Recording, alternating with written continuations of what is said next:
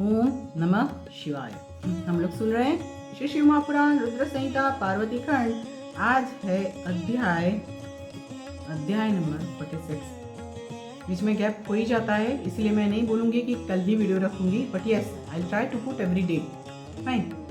सो आज हम लोग सुनेंगे कि महादेव जी जो हैं हिमालय के यहाँ अपने बारातियों के साथ जो प्रवेश कर रहे हैं वो सुनेंगे, द्वाराचार सुनेंगे और पार्वती माता क्या करती है, कुल देवता का पूजन करती है, वही सब आज सुनेंगे।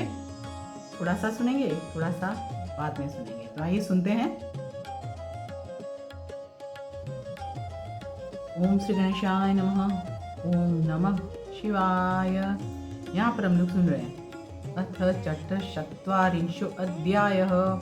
नगर में बारातियों का प्रवेश, द्वाराचार तथा पार्वती द्वारा कुल देवता का पूजन।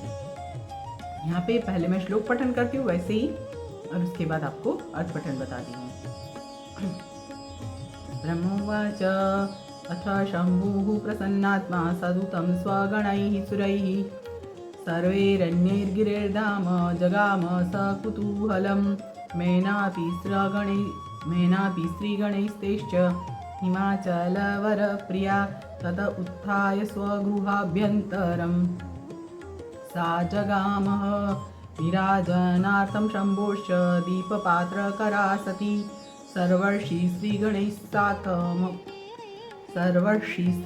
साकं गच्छद्वारमादरात् तत्रागतं महेशानं शङ्करं गिरिजावरं तदर्श प्रीतितो मेना सेवितं सकलैः सुरैः चारुचम्पकवर्णाम्बं पञ्चवक्त्रं त्रिलोचनम् ईषद्दास्य प्रसन्नास्यं रत्नस्वर्णादिभूषितं मालतीमालया युक्तं सद्रत्नमुकुटोज्ज्वलं सत्कण्ठाभरणं चारु वलयाङ्गदभूषितं वह्निशौचेन दूलेन त्वतिसूक्ष्मेण चारुणा अमूल्यवस्त्रयुग्मेन विचित्रेणातिराजितं चन्दनागरुकस्तूरी चारु कुङ्कुमभूषितं रत्नदर्पणहस्तं च कज्जलोज्ज्वललोचनं सर्वस्वप्रभयाच्छन्नमतीव सुमनोहरम् अतीव तरुणं रम्यं भूषिताङ्गैश्च भूषितं कामिनीकान्तमव्यग्रं कोटिचन्द्राननाम्बुजं कोटिस्मरादिकतनुच्छविं सर्वाङ्गसुन्दरं पितृविग्धं सुदेवं तं सीतं स्वपुरतः प्रभुं दृष्ट्वा जामातरं मेना जहौ शोकं मुदान्विता प्रशंस सौभाग्यं सा गिरिजाम्बुधरं कुलं मेने कृतार्थमात्मानं जहर्ष च पुनः पुनः निराजनं चकारासौ प्रफुल्लवदना सती अवलोकपरा तत्र मेना जामातरं मुदा गिरिजोक्तमनुस्मृत्य मेना विस्मयमागता मनसैव युवाचेदं हर्षफुल्लाननाम्बुजा यद्वै पुरोक्तं च तया पार्वत्या मम तत्र च ततो अधिकं प्रपश्यामि सौन्दर्यं परमेशितुः महेशस्य सुलावण्यमनिर्वाच्यं च सम्प्रति एवं विस्मयमापन्ना मेना स्वगृहमाययौ प्रशंसुर्युवतयो धन्या धन्या गिरेः सुता दुर्गा भगवतीत्येव मुचुः काञ्चन कन्यकाः न द्रष्टो वर इति एवम् अस्माभिः दानगोचरः धन्या हि गिरिजा देवी मुचुः कांचन कन्यकाः। देखिए, आज यहाँ तक श्लोक पठन कर रही हूँ, उससे आगे हम लोग ट्राई करूँगी कल करने का, बाद में करेंगे।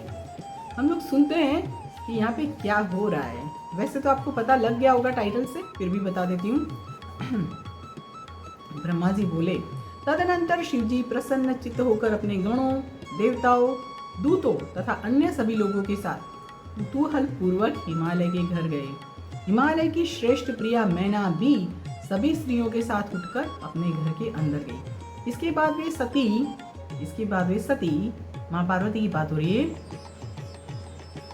इसके बाद वे सती शिव जी की आरती के लिए हाथ में दीपक लेकर सभी ऋषियों की स्त्रियों को साथ लेकर आदर पूर्वक द्वार पर आई। यहाँ पे हम लोग देख रहे हैं कि शिव जी का आगमन जो हुआ है, उसके बाद प्रहलाद के साथ जो आगमन हुआ है, उसमें माँ जो है सती माँ पार्वती माँ अपने पति यानी अभी जो विवाह बाकी है उनका स्वागत कैसे करती है, तो यहाँ पर बताया कि आरती को लेकर वहाँ पे गई है। हम लोग जो रिचुअल्स फॉलो करते हैं वो यहाँ से ही आता है, परंतु आने वाले का जो स्वागत होता है, क्योंकि वो वर राजा है और उनका स्वागत उसी तरह से होना चाहिए कि आने के समय पर उनको आरती से उनको बड़ा प्रेम पूर्वक अंदर उनको अवकार देना चाहिए। इसके बाद वे सती शिव जी की आरती के लिए हाथ में दीपक लेकर सभी ऋषियों की स्त्रियों को साथ लेकर आदरपूर्वक द्वार पर आई। वहां मैना ने द्वार पर आए हुए सभी देवताओं से सेवित गिरिजापति महेश्वर शिव को बड़े प्रेम से देखा। सुंदर चंपक पुष्प के वर्ण के समान आभा वाले, देखिए क्या उनकी वर्णन उनका जो किया यहाँ पर, वो कैसे दिखते हैं महादेव जी। आइए सुनते हैं। हम तो महादेव जी को कहाँ से देखेंगे, परंतु यही शिव पुराण है जहाँ पे महादेव जी जो है वर राजा के रूप में है और उनका वर्णन हम लोग सुनते हैं, जिससे हम लोग कल्पना कर सकते हैं कि महादेव जी कैसे थे, कैसे होंगे, कैसे हो सकते हैं। वो थे का मतलब यहाँ पर ये है कि माँ मेनका बता रही है, उस समय का उनके लिए बोल रही हूँ। है का मतलब हमारे लिए तो शिव सदा शिव है। ऐसा तो नहीं कि आज है कल नहीं होंगे, ऐसा तो नहीं है, परंतु महादेव जी कैसे दिखते हैं वो सुनते हैं। सुंदर चंपक पुष्प के वर्ण के समान आभा वाले, 5 मुख वाले, 3 नेत्र वाले, मंद मुस्कान तथा प्रसन्नता युक्त मुख वाले, रत्न तथा सुवर्ण आदि से शोभित, मालती की माला से युक्त, उत्तम रत्नों से जटित मुकुट से प्रकाशित, गले में सुंदर हार धारण किए हुए, सुंदर कंगन तथा बाजू बंद से सुशोभित, अग्नि के समान देदीप्यमान, अनुपम, अत्यंत सूक्ष्म, मनोहर, बहुमूल्य तथा विचित्र युग्म वस्त्र धारण किए हुए, चंदन, अगरू, कस्तूरी तथा सुंदर कुमकुम के लेप से शोभित, हाथ में रत्नमय दर्पण लिए हुए, कज्जल के कारण कांतिमान नेत्र वाले।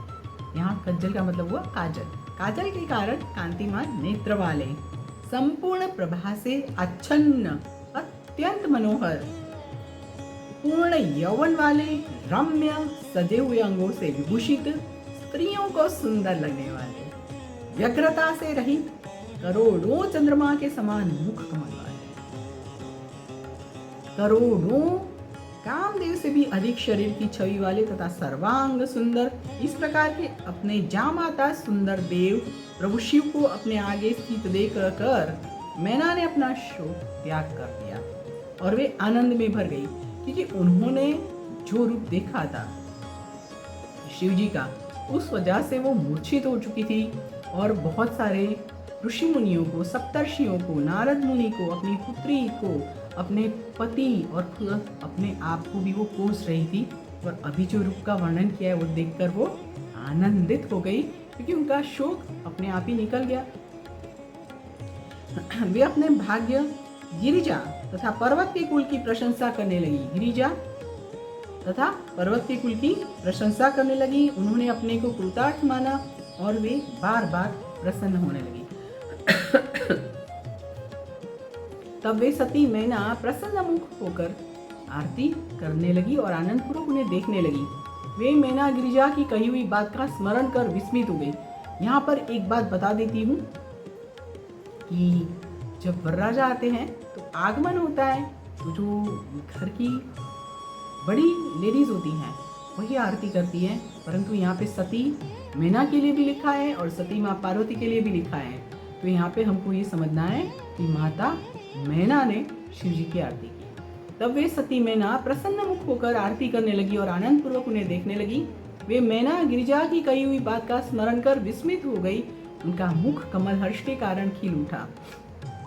और वे अपने मन में कहने लगी, उस पार्वती ने मुझसे पूर्व में जो कहा था, मैं तो उससे भी अधिक सौंदर्य परमेश्वर का देख रही हूँ। मतलब माता पार्वती का वर्णन यहाँ पे बहुत कम पड़ जाता है महादेव जी का वर्णन करने के लिए। वही माता मेनका यहाँ पर अपने मन में सोच रही है, इस समय महेश्वर का सौंदर्य तो वर्णन से परे है। इस प्रकार विस्मित हुई मैना अपने घर के भीतर गई। युवतियां प्रशंसा करने लगी कि गिरिजा धन्य है, और कुछ कन्याओं ने तो यह कह दिया, यह कहा कि ये साक्षात भगवती दुर्गा है। उसमें कहाँ कोई शक है, ये साक्षात भगवती दुर्गा है। कुछ कन्याएं तो इस प्रकार कहने लगी कि ये गिरिजा धन्य है जो इन्हें मनोहर पति प्राप्त हुआ। हम लोगों ने तो इस प्रकार के मनोहर वर का यानी वर राजा का दर्शन ही नहीं किया है। यहाँ पर युवतियाँ जो हैं, महादेव जी का जो रूप का वर्णन हमने किया है शिव पुराण में पढ़कर, वो शिव पुराण में जो वर्णन है उसको देखकर जब माता मेनका चकित हो गई है, तो युवतियों का चकित होना वाजिब है। और इसमें यहाँ पर उनको ये फील हो गया कि ये तो परमेश्वर है, परंतु गिरिजा यानी माँ पार्वती है वो साक्षात भगवती दुर्गा है। और उन्होंने आज तक ऐसे वर राजा को, ऐसे वर को नहीं देखा है, ये यहाँ पर बोल चुकी है। इससे आगे हम लोग बाद में सुनते हैं, यहाँ पर रुकते हैं। आज मेरी ओर से आप सभी को ओम नमः शिवाय, हर हर महादेवा।